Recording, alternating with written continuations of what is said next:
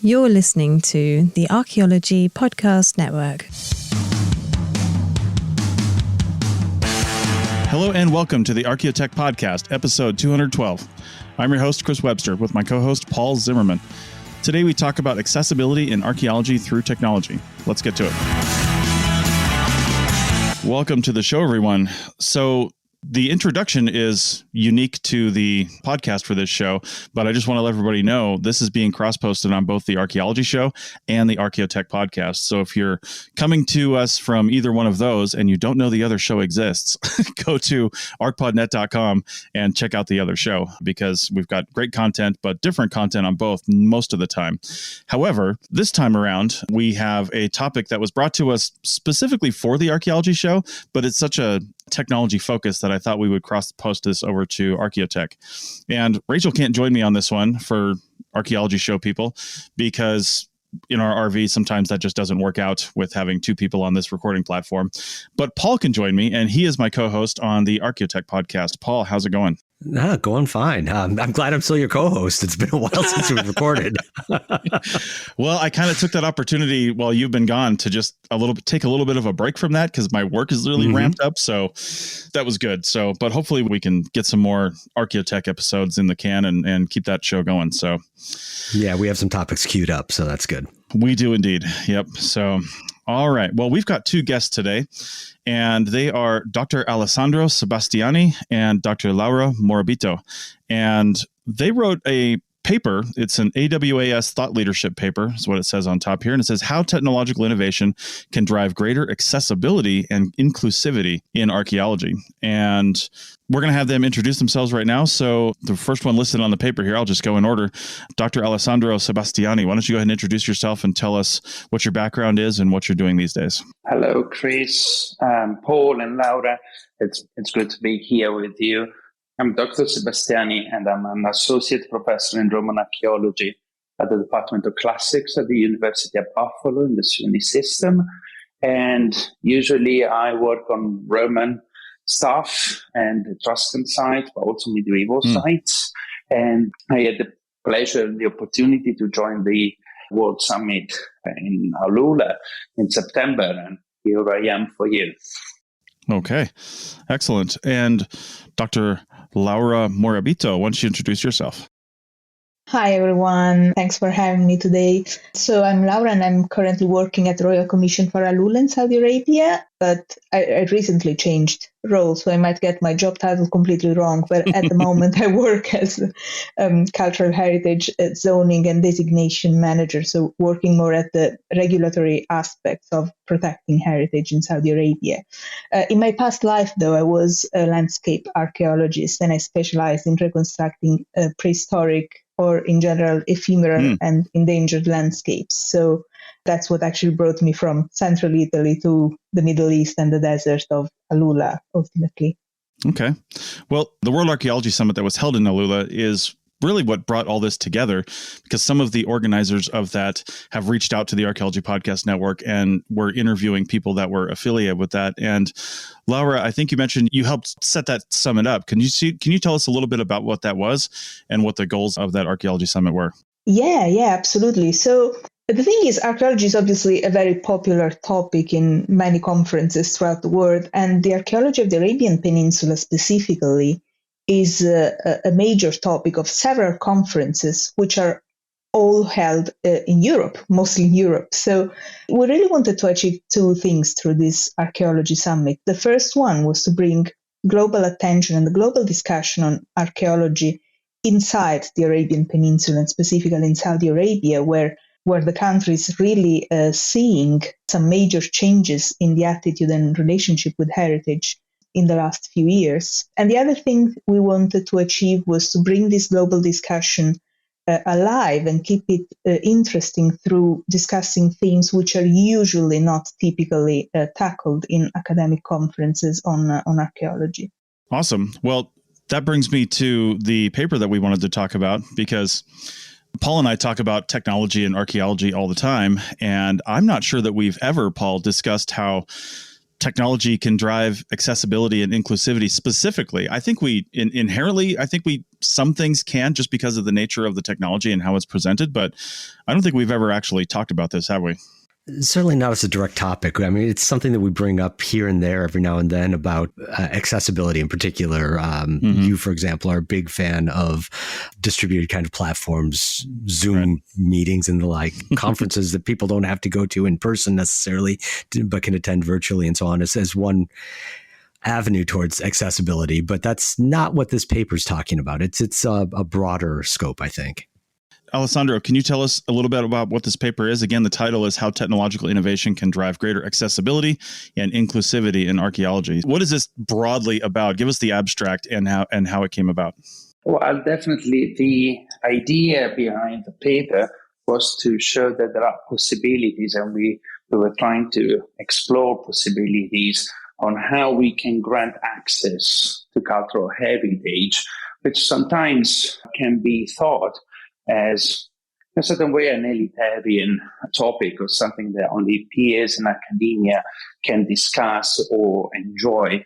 So the idea of the paper was to mostly, I think, provoke new thoughts, a new direction on how technology can help strengthen the gap, between what we do in the field as academic people, as scholars, and what, for example, local communities and global tourism can achieve and can taste in a certain way from cultural heritage and from our work. So that was the idea of the paper, which came out from, in a certain way, a summary of many sessions that were held in Alula at the summit.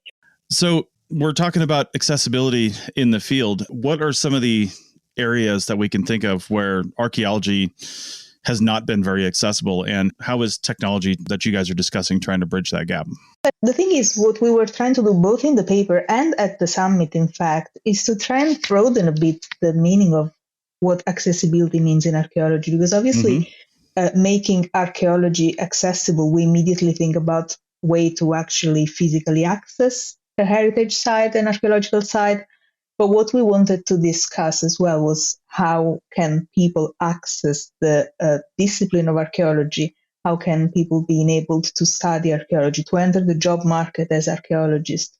How can people access the tools, including technological tools, that are now common for the discipline? And that's where accessibility and technology get a bit intertwined, because it's a very complex balance. Technology can make life, including the life of an archaeologist or passionate about archaeology, much easier. But whether this technology is accessible in itself, then that's a different story.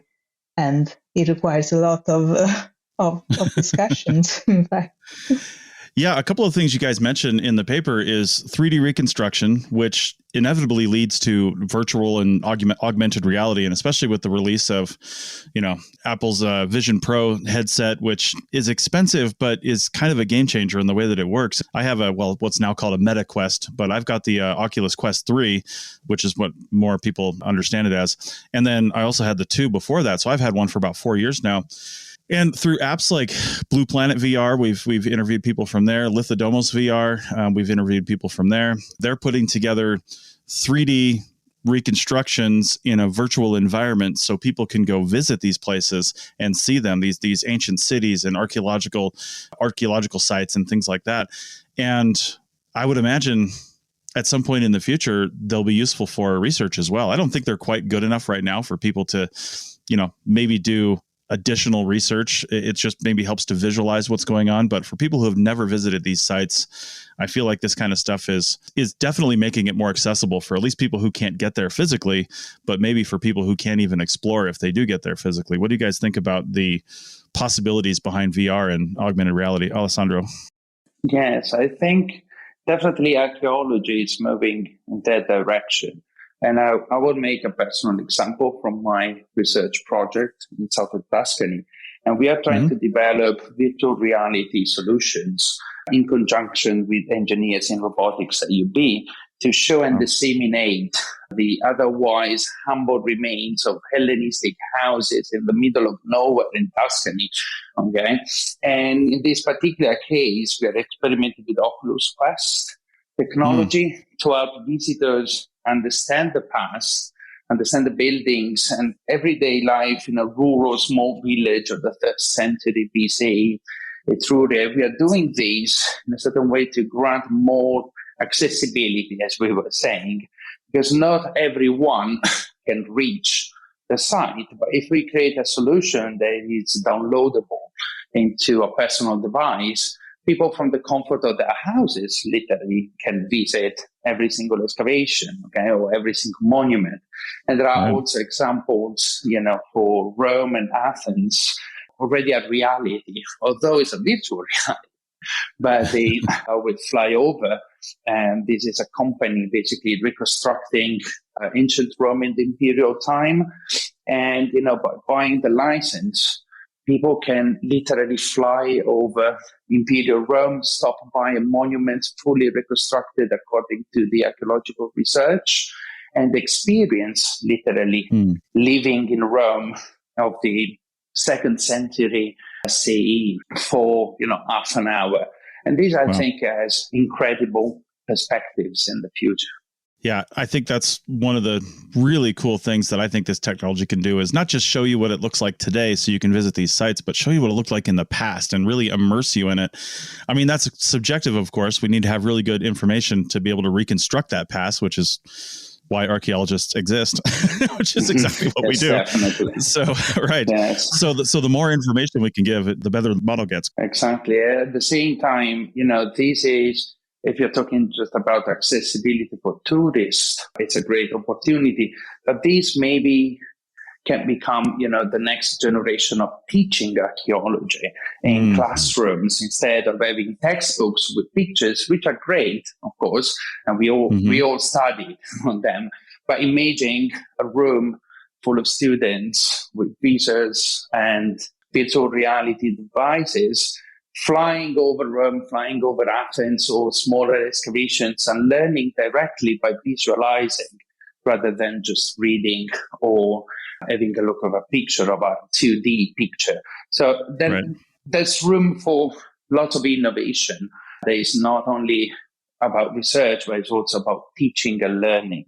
Right. Yeah, I can imagine how different it would be, when I went through school and when anybody listening to this went through school, if instead of, sit here listening to the professor speak and looking at pictures, just literally walking around Pompeii with your professor in a virtual reality environment, right? That would have just been so much more engaging, I think. Yes. So, and also imagine the reduction in cost, for students, for example, instead of, it's always good to travel abroad and we cannot, eliminate the first-hand experience. But yet, we cannot always travel to Pompeii or to India or to Arabia, Saudi Arabia or Latin America and check in a certain way and taste and experience the monuments. So it could be a revolution. All right. Well, let's take a break. And on the other side, we'll keep talking about this because I absolutely love this topic, as Paul knows. So we will continue doing this on the other side. Back in a minute. When you need mealtime inspiration, it's worth shopping Kroger, where you'll find over 30,000 mouth-watering choices that excite your inner foodie. And no matter what tasty choice you make, you'll enjoy our everyday low prices, plus extra ways to save, like digital coupons worth over $600 each week. You can also save up to $1 off per gallon at the pump with fuel points. More savings and more inspiring flavors make shopping Kroger worth it every time. Kroger, fresh for everyone. Fuel restrictions apply. O'Reilly. You need parts? O'Reilly Auto Parts has parts. Need them fast? We've got fast. No matter what you need, we have thousands of professional parts people doing their part to make sure you have it. Product availability. Just one part that makes O'Reilly stand apart. The professional parts people. O'Reilly Auto Parts. Welcome back to the Archaeology Show, Archaeotech crossover. I'm not going to say episode numbers because I don't know either of them right now. but that's okay. We're back here and we're talking to Alessandro and Laura about a paper they wrote on essentially technology and accessibility in archaeology. So we were talking about virtual reality and augmented reality before the break. Laura, what are your thoughts on this topic as not only a teaching tool, but also an accessibility tool for the general public? Yeah, I think you both touched on two very important and very interesting topics to me. So the first one is, in general, making archaeology more accessible. And virtual reality and augmented reality have an opportunity also to make our work as archaeologists more accessible. Like very often, the very technical or very niche studies we do only sit in obscure publications that really no one reads, even us sometimes.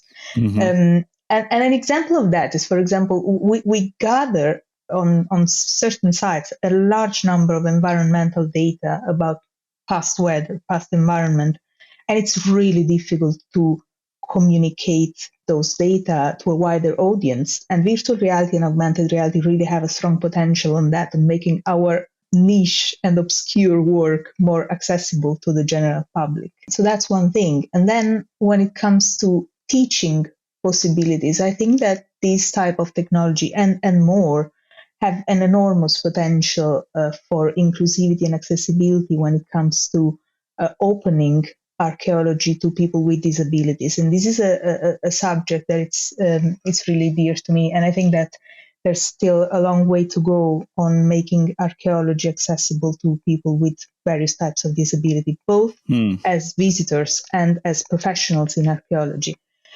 Virtual reality, augmented reality can really help, especially in the teaching part, teaching archaeology at university or at various degrees of education, and can really support certain types of disabilities.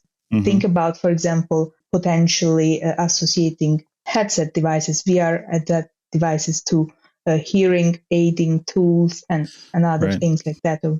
It can really have a lot of potential. And I think there is a lot to explore there. Yeah.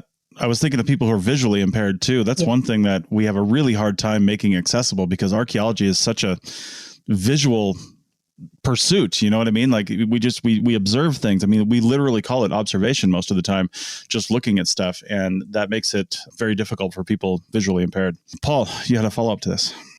Yeah, I've got a follow-up that's maybe a little bit of a redirection, but it was hinted at here a couple of times, and especially around teaching.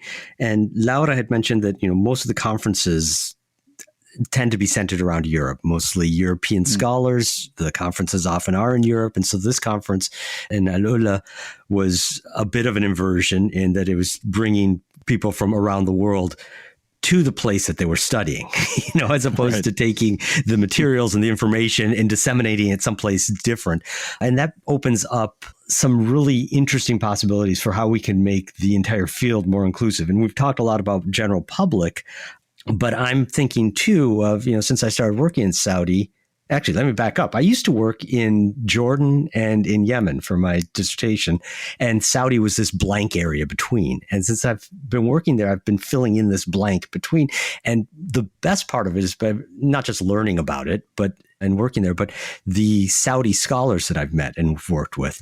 And so I'm seeing, and I don't have any coherent thought about this, but I'm seeing somehow that we can start using this technology to decentralize, out of Europe, out of the US, to decentralize some of the production of archaeological information back to the places in the world where they are.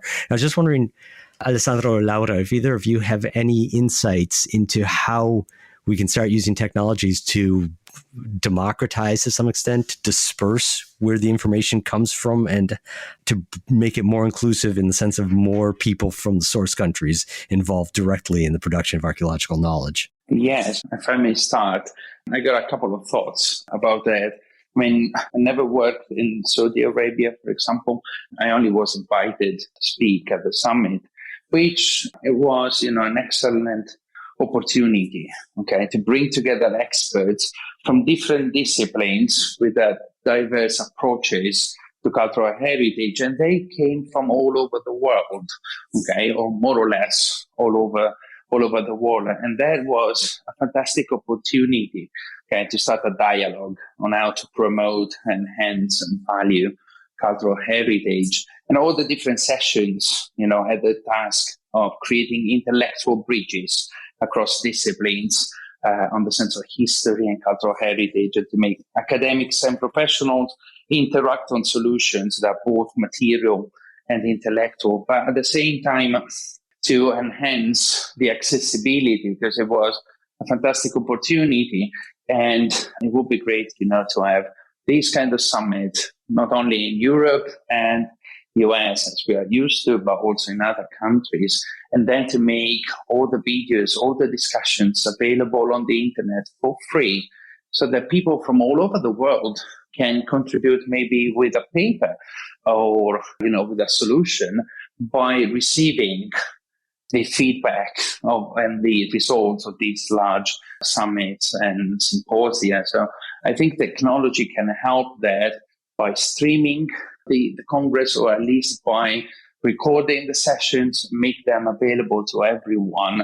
We've basically got access to internet, and we can easily, just follow up with ideas and solutions, maybe proposing and creating something new. Yeah, that is an excellent point, because I've heard from conference organizers before. When we first started the Archaeology Podcast Network 10 years ago, I was approaching certain conference organizers here in the United States for some of the big conferences that happen, like the Society for American Archaeology and Historical Archaeology, and then some of the more regional ones as well, about either recording podcasts at the conference to release and then also streaming the content. And they were very afraid that they were going to lose their deposits or not have enough people attend the conference physically to not lose money on the venue that they that they purchased.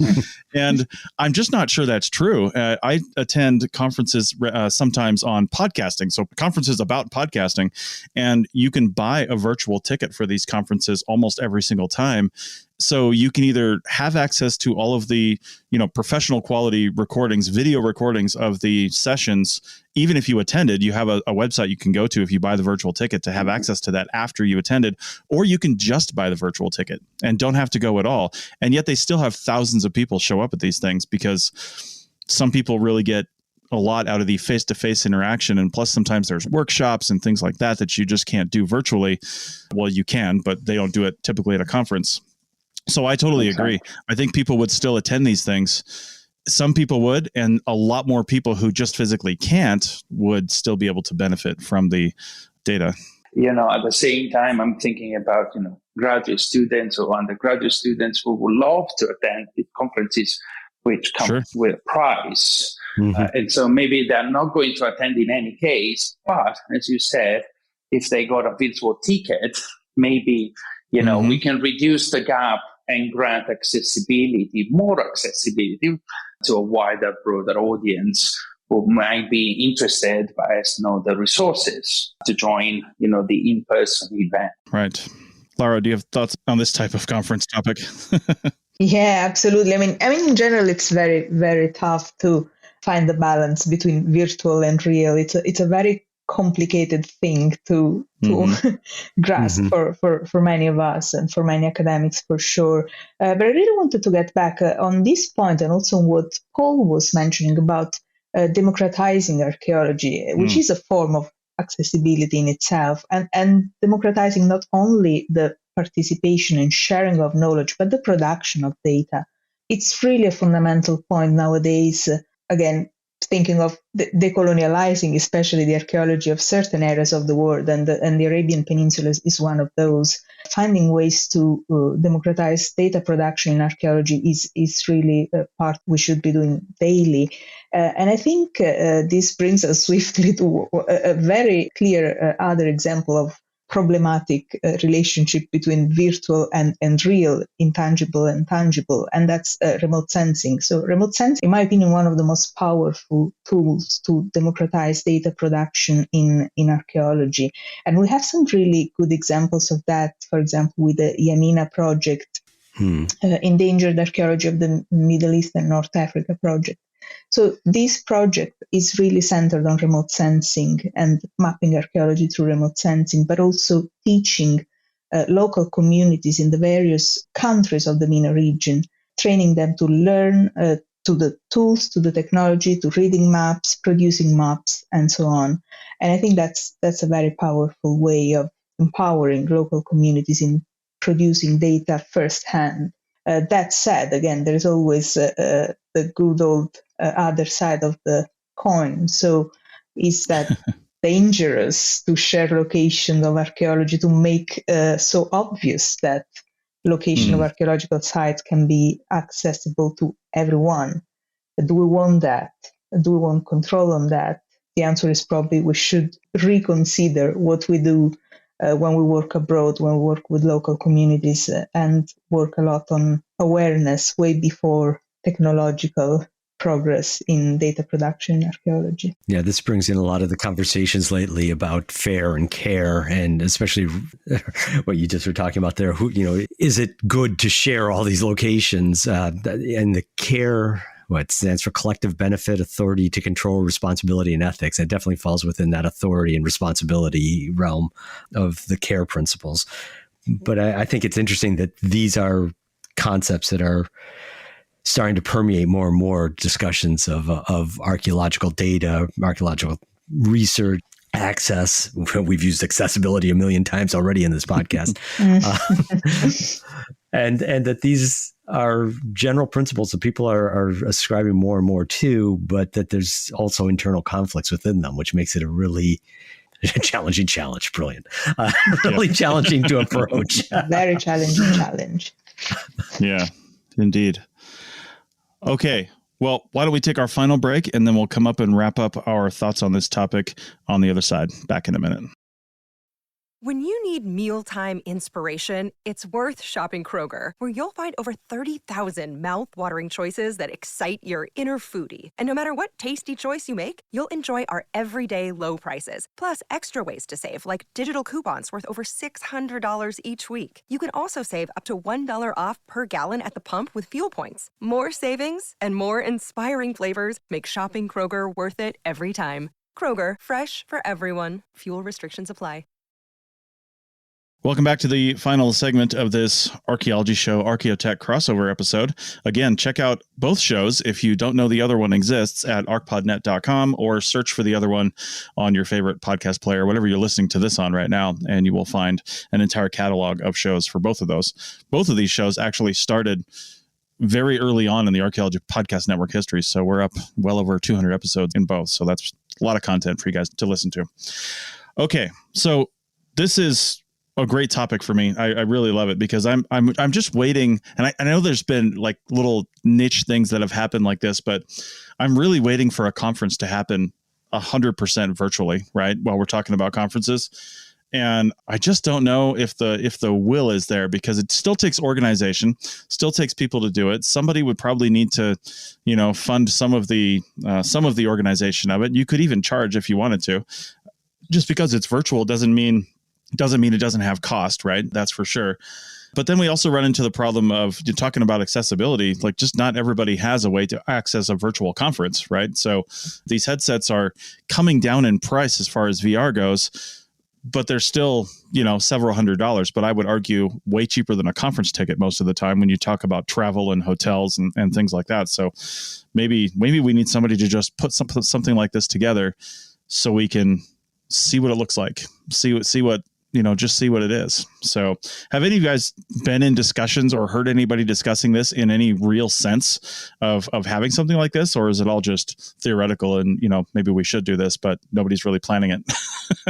Well, I guess that unfortunately the COVID-19 pandemic, I think it accelerated the topic because, of course, for a year and a half, basically all the conferences, the big international or national conferences were suspended.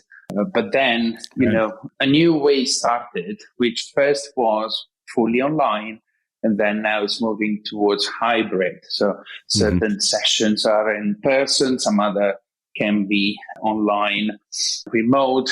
And I think, as we move forward in the days, there must be a new compromise, because we know now that technology can allow people to attend without traveling in a certain way. And we still get the same content, as you mentioned before, maybe we don't get all the events arranged around in an in-person conference, but yet it's possible, to discuss and to promote knowledge also remotely, and it's quicker and faster in a certain way. And so I don't know if the conversation will develop in the next, couple of years, or if it takes, a decade, but surely we are going in that direction, I think. I think so. Laura, you had thoughts on this too. Yeah, well, hopefully we'll go in that direction, because I've heard of weddings being held virtually. I've heard of fairs and tech fairs being held virtually, but not archaeological conferences or academic conferences in general. And Chris, you're absolutely right. There are costs involved in that. There are challenges, technological challenges, and accessibility to the technology, but also very simply to the internet can be more challenging than we think. So yeah, hopefully in the future there will be at least some attempts to consider this alternative way of attending academic events and conferences. I do note that in the computer programming world, there have been attempts at doing this. And depending on the planning and the technology, the platform that they're on, they are more or less successful. But one of the constant complaints about them is that people go to conferences in order to see their friends and their colleagues, to actually spend time together. And that's, to me, it's the bigger challenge, is how to make it feel like you're actually attending an event together. So I'm kind of curious. I hadn't heard that about the weddings, but I'm kind of curious if the attendees of the wedding feel like they're participants, or if they're just bystanders watching in. Well, in a good virtual environment, I always bring up Second Life because they actually did this really well. Your volume changes with proximity, right? So to somebody virtually within the environment. So the closer you get to them, the more you can hear them, just like in real life. And if you were to hold a virtual conference in some sort of venue that has that capability, and plenty of them in the meta world do, right? There's lots of different worlds within there that you can, and different apps and things like that, where you could hold something like this, and you could even do it for free from a venue standpoint, at least, not necessarily from an organization standpoint.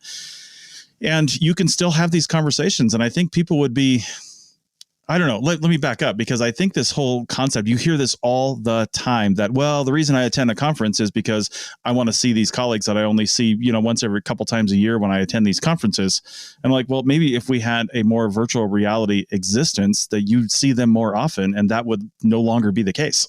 So, we can collaborate more, because that's one of the accessibility things, right? Is collaboration, not only accessibility for conferences and for sites and the public, but the ability to collaborate virtually and to really see things and work with things that you're working on with people who are in someplace else entirely. With 3D reconstruction, like you guys said, the ability to quickly scan objects, bring them into this virtual environment, hand them back and forth. If you're gonna discuss something along those lines, go to a site and participate in doing these kinds of things. I mean, heck, even in the future, maybe we'll have, robots on site doing the digging, with our virtual shovel, and then we got a robot with a shovel on site, right? So following our movements, just like doctors do. That might be a little too much. But maybe not, because one of the other things you guys mentioned with artificial intelligence and how that's starting to come into archaeology a lot more, which we didn't actually even talk about in the show yet, but maybe in the last few minutes here, what do both of you think about artificial intelligence and things like, ChatGPT and Google's Gemini, now they're calling it, instead of Bard, and different tools like that, as far as archaeology and this whole concept of accessibility? Laura, I'll start with you. Yeah, so I'm not extremely familiar with AI applications in archaeology, like wider AI, but I've done a bit of work on remote sensing and a lot of reading on how AI and deep learning techniques can be used for remote sensing. And they're really doing wonders in terms of accelerating and facilitating our job to identify anomalies in satellite imagery. So that's brilliant. That said, I also know a couple of colleagues who got grants with a proposal written by ChatGPT. So perhaps it's not all bad, and it's something to explore. Didn't even think about that. I will not disclose the names. Nice. Alessandro, what about you? Yes. Well, it's curious that we delve into AI, because I just spent the last week, 2 engineers from the Department of Computer Science, specifically robotics, and we explored a lot because I had questions for them, like, okay, is artificial intelligence going, to substitute in a certain way human beings? And, in between jokes, what I've learned instead is that, and I've learned it from professionals, okay, I'm an amateur of ChatGPT, that artificial intelligence will support and is designed, at least at this stage, to support research and not to substitute people in research. And these came obvious in a moment when we were doing 3D models on site of, a Roman system underground. And, they used a tablet with LiDAR technology. And, in literally 2 minutes, we had a 3D model ready, for MetaQuest or any other kind of devices. But there were gaps because, the tablet couldn't get every single corner or every single detail. And here comes the artificial intelligence helping and supporting.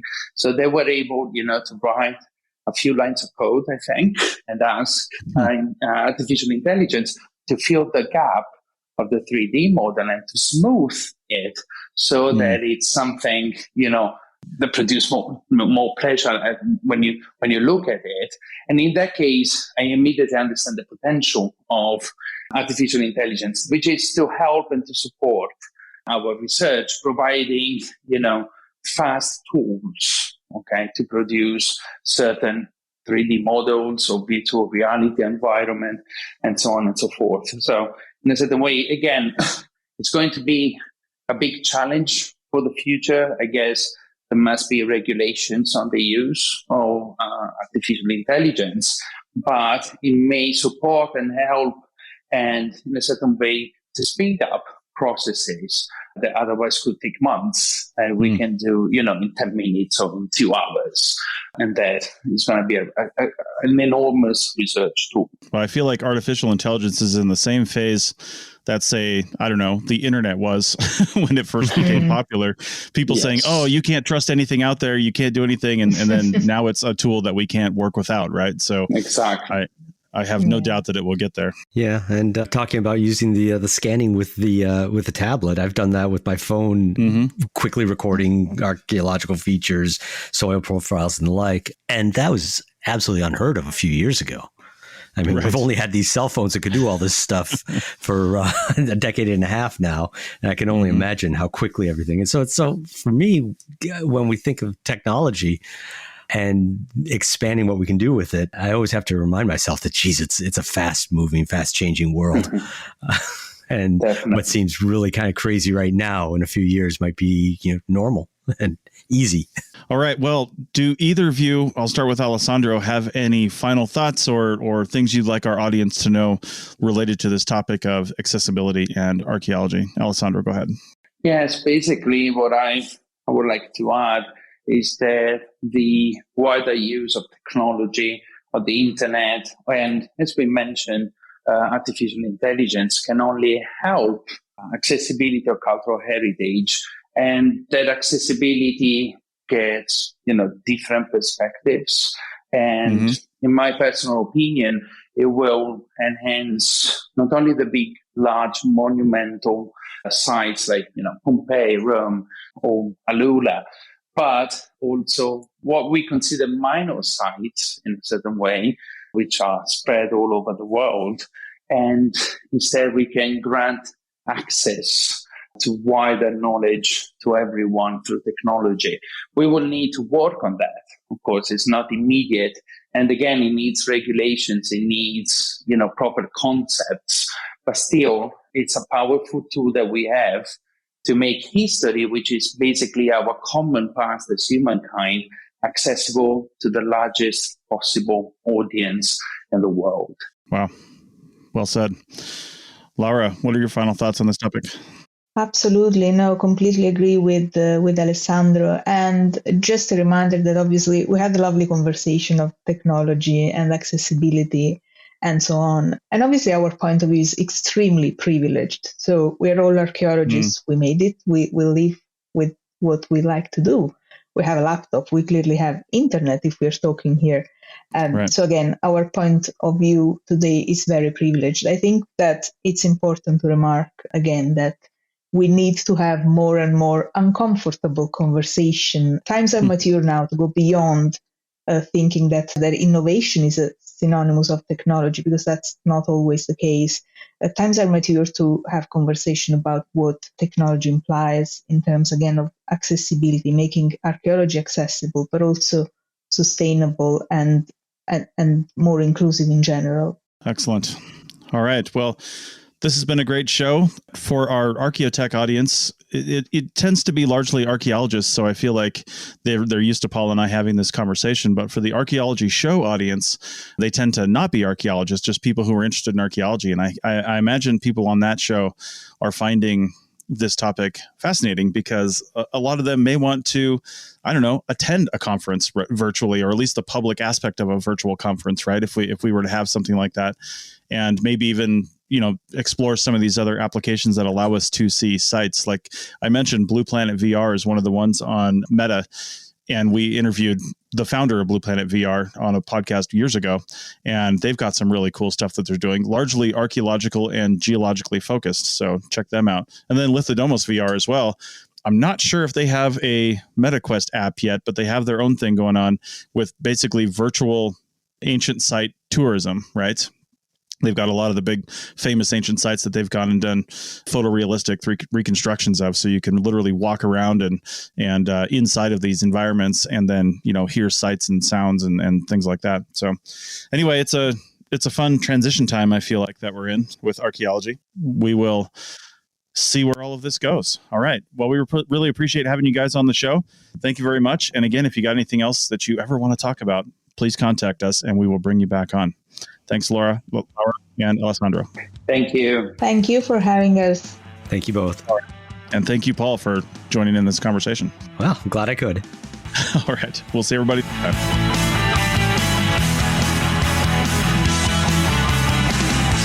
Thanks for listening to the Archaeotech podcast. Links to items mentioned on the show are in the show notes at www.archpodnet.com/archaeotech. Contact us at chris@archaeologypodcastnetwork.com and paul@lugal.com. Support the show by becoming a member at archpodnet.com/members. The music is a song called Off Road and is license free from Apple. Thanks for listening. This episode was produced by Chris Webster from his RV traveling the United States, Tristan Boyle in Scotland, DigTech LLC, Culturo Media, and the Archaeology Podcast Network, and was edited by Chris Webster. This has been a presentation of the Archaeology Podcast Network. Visit us on the web for show notes and other podcasts at www.archpodnet.com. Contact us at chris@archaeologypodcastnetwork.com.